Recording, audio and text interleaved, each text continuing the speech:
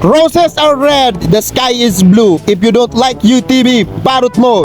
Joke only. Don't be angry, I'm just joking. For today's video, we have pork butakal which is very maparat. As you can see, it is being washed one by one to kill the 99.9% of germs. And the remaining 0.1%, bala na siya sa buhay niya. Our pork butakal now is ready and I will show you now the recado. We have here vinegar and tauyo. That's what you call barkang pato. We also have bladang demonyo. We also have onion, garlic, and ginisa mix. Baka naman. Last but not the least, we have banana. That is called kalibo. That's not pakul ha, it's kalibo. Of course, we are going also to cook rice. Even though the rice is so many tupasi and batteries. Very expensive but so many batteries and tupasi.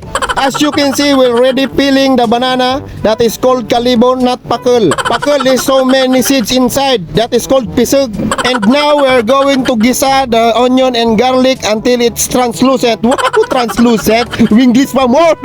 Sorry for my English because my mother cannot schooling me. We are now crushing the ladang demonyo. Because I am a Bicolano, I like my food spicy, very spicy. We are now going to put the pork butakal which is very mapara to the ginisang garlic and sibuyas. We are going to cook spicy adobong butakal with kalibo, very malasa. We are now putting the crushed black pepper that can make you hatching. Of course, we're not going to forget the ginisa mix to make our spicy pork butakal more malasa. As I've said a while ago, ginisa mix, baka naman. And now we're going to make all the ingredients that we buy in the saran.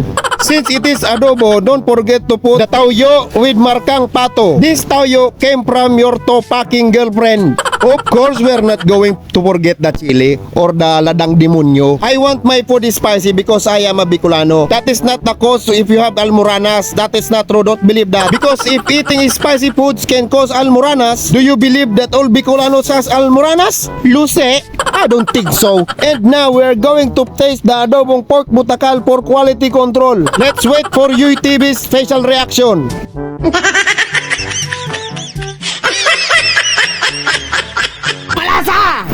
As you can see, the rice is already cooked. It has a banana leaf above. Do you know the purpose of that?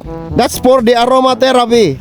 Since the pork adobo and the rice is already cooked, I already saldok my rice and my pork adobo because I'm already hungry. As you can see on the video, you can tell that it's very malasa. It's shining bright like a diamond. Okay, this is the moment of truth. But first, we're going to remove the down casitas. That is cure for bone. Joke only, that's laurel. I always use my hands in eating. Because why not? I am a Filipino. Because this is my hands, not yours, so you don't care. I'm not angry, I'm just explaining. So thank you for watching this video. If you enjoyed this vlog, please like and follow UTV. And also subscribe to my YouTube channel. Thank you for watching. Goodbye. What's up mga yoy? Ipinakikilala ko sa inyo ang larong Una Game. Ang Una Game isang play-to-earn mobile game na pwede kang kumita habang naglalaro lang. Mag-register lang, kumpletuhin lang lahat ng details na nakikita sa screen at i-confirm. After mo ma-confirm mga yoy, rekta ka na sa game. Marami kang pwedeng pagpiliin na laro dito mga yoy sa Una Game. Isa na nga dyan mga yoy ang larong Dragon Tiger. Ang larong Dragon Tiger mga yoy ay isang laro na kung saan tataya ka lang kung sa Dragon ba o sa Tiger. Magpapataasan lang ngayon ang baraha mga yoy at kung sino yung mas mataas na baraha, syempre siya yung panalo. Diba? Ganun lang siya kadali mga yoy. Naglalaro ka lang pero kumikita ka pa. Sa Una Game lang yan mga yoy.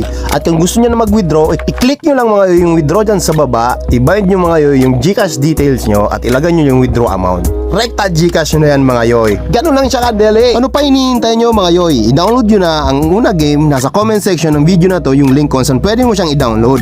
Matik na yan. Una ka sa Una Game.